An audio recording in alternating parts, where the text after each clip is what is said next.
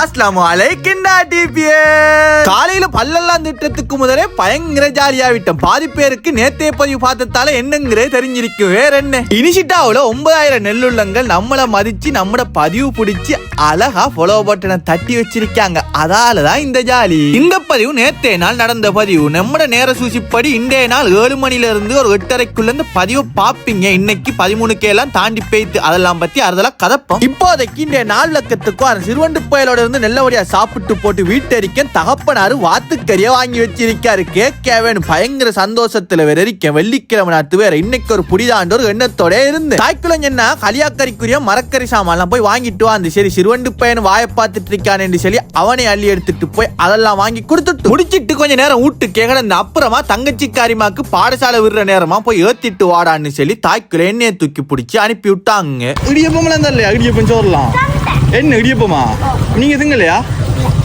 நானா இருந்தா சாப்பாடு சாப்பாடு டக்குன்னு சாப்பாடு.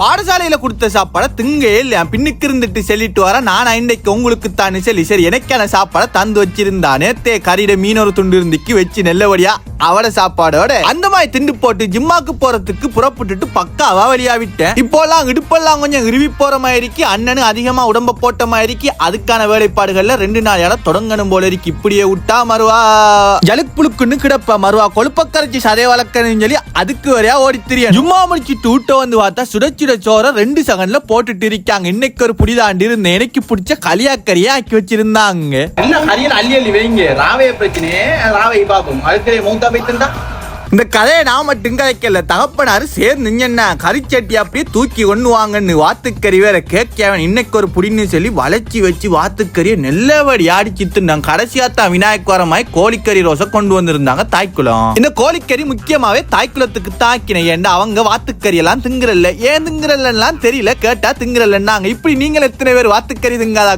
இருக்கீங்கன்னு எனக்கு கீழே கமெண்ட் அடிச்சுட்டு போங்க. எல்லாருமா சேர்ந்து சட்டியோட கறியை முடிச்சுட்டோம். அதெல்லாம் முடிச்சு எடுக்க இவன் அள்ளி எடுத்துட்டு போய்த்தா எங்கடா போறான்னு கேட்டதுக்கு லைசன்ஸ போலீஸ்கார அள்ளி எடுத்து வச்சுட்டானா. அதுக்கான ஃபைனை கட்டிட்டு பில்ல காட்டினா தான் லைசன்ஸ தருவாங்களா. அதுக்காக வேண்டி தபால் நிலையத்துக்கு போய் அவன் பில்ல கட்டி எடுத்துட்டு நல்லபடியா கொடுத்து போட்டு போலீஸ்ல போய் அவன் ஓட்டத்துக்குரிய லைசன் எடுத்துட்டு என்ன ஊட்ட கொண்டே உருறாண்டு செல்றன் திரும்ப அள்ளிட்டு போறான். எங்கன்னு கேட்டு அவனுக்குரிய லைசன் எடுத்துட்டான். ஆனா அவன வானுக்குரிய லைசன்ஸ் அவன் ஒன்றுமே அவன் டெல்ல. இன்னொரு நண்பன் கிடக்கு எடுப்போன்னா சரி கிழிஞ்சு போ ஒண்ணுமே உனக்கு டெல்லையான்னு கேட்டேன்.